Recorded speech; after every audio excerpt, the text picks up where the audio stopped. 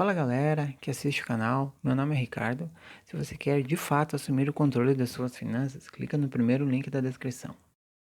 Deixou a família dele riquíssima, uma série de Aham. ativos. O meu pai pobre, ele deixou dívidas. Sendo que era um cara muito letrado, só que ele não levou em conta essas lições. E aí vamos chegar na lição 2, que Aham. tem uma série de comentários interessantes aqui com certeza. Uhum. Na 2, ele faz uma pergunta, né? Por que possibilitar a proficiência financeira?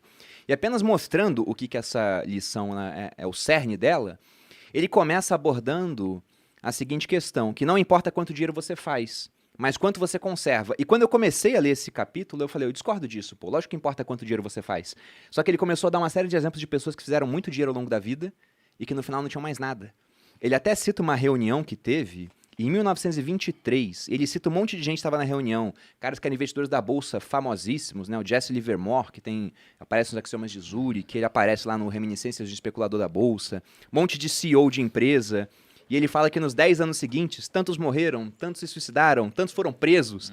Você vê que todo mundo estava na reunião, se deu mal, dele falou. Esses caras sabiam fazer muito dinheiro, mas não sabiam conservar. Eles não sabiam investir, não sabiam proteger o patrimônio. E ele fala sobre a importância disso. Não importa quanto dinheiro você faz, mas quanto você conserva, Exatamente. né? Basicamente isso. Comentário sobre isso. Mas por que foi tão diferente o que ele falou que você passou a concordar com ele?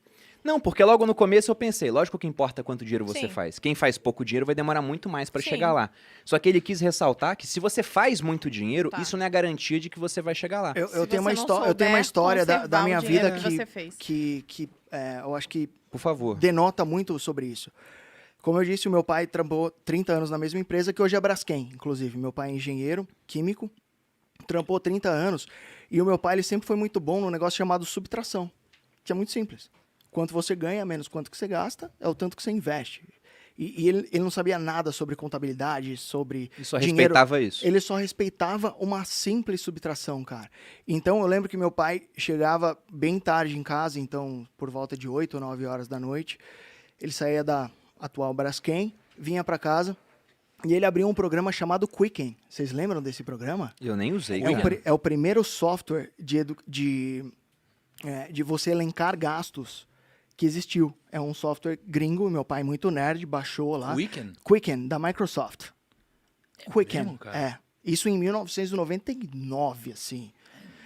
Meu pai, ele sempre foi muito avesso ao risco, ele sabia que ele ganharia um teto ali. Eu posso só colocar uma frase do Kiyosaki aqui o na lição podcast- 6? O podcast acho que é meio que seu. Não, pra poder elencar isso que o seu Sim, pai sim. fazia. Você falou que É seu meu pai também. era um cara Obrigada. que ele ganhava X, gastava menos que X, investia a diferença e de uma maneira simples, não era sofisticado pra caramba que Não. ele fazia.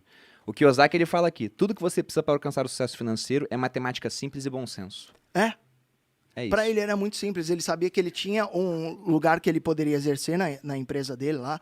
Chegar, sei lá, gerente, por exemplo. E ele fez uma conta de menos, cara. Só que eu lembro que ele juntava todos aqueles papeizinhos de cartão de crédito. Não sei se vocês lembram. Antigamente, quando você passava a maquininha, vinha aquilo lá. Ainda bem você pedir. Ainda vem se você pedir, mas antes era o Sim. único comprovante que você tinha. E ele juntava todos dele, da minha mãe, e ele parava todo dia. A primeira coisa que ele chegava, falava boa noite e tal, e chegava lá e fazia uma conta de menos, porque ele dividia mais ou menos o tanto que ele ganhava, dividia por 30, e ele não podia gastar em um dia mais do que ele ganhava. E ele seguiu isso durante 30 anos. Aí hoje eu vejo e falo, putz, meu pai nunca ganhou muito. Mas foi um mas baita ele- exemplo que teu pai fez. então. Mas ele tem um Meu pai fazia coisa Cara, parecida também. meu pai tem um apartamento em Riviera de São Lourenço, velho. Um negócio que, tipo, eu não sei como é que ele fez aquela porra. É que meu pai Na verdade, eu sei. ganhava tanto. Ele usou a subtração durante 30 anos e conseguiu acumular patrimônio. E hoje o que ele tem de renda passiva em renda fixa, inclusive, pai, precisamos rever isso, ele consegue se virar muito bem, cara. Tanto que quando eu me fudi no Joesley Day, que eu era trader, foi o primeiro cara que eu liguei. Falei, pai, preciso de 30 pau. Ele falou, tá bom, por quê? Falei, por causa disso, lascou a bike, caiu a corrente aqui da bike, fudeu. E ele me fez uma TED ali de 30 pau na hora e continua vivendo totalmente simples. O meu pai é o Barsi versão Santo André, assim, até hoje, cara. Ele anda de metrô até hoje. Ele só tem uma porra de uma BMW que eu dei pra ele. Depois eu me arrependi, porque eu queria... Quando a bolsa cai, eu falo, pai, vamos vender aquela BMW, pai, vamos botar na bolsa. Mas é incrível isso, porque o cara que faz o simples e que entende a lógica do dinheiro e que respeita o poder da composição, o poder do tempo, não precisa ser gênio, não precisa ser... Ó, é, eu vou fazer uma Ó, pergunta sobre o meu seu pai. pai fez a mesma coisa, só que meu pai não usava nenhum software. Ele usava o livro preto. O meu Sério, pai- a gente anotava. tipo o livro Anotava caixa, assim, né? real. Meu Então, pai falava pra... Aí que eu vou chegar numa pergunta para vocês, pro Thiago também, que é a seguinte. Nesse capítulo, o Kiyosaki ele bate muito na seguinte questão.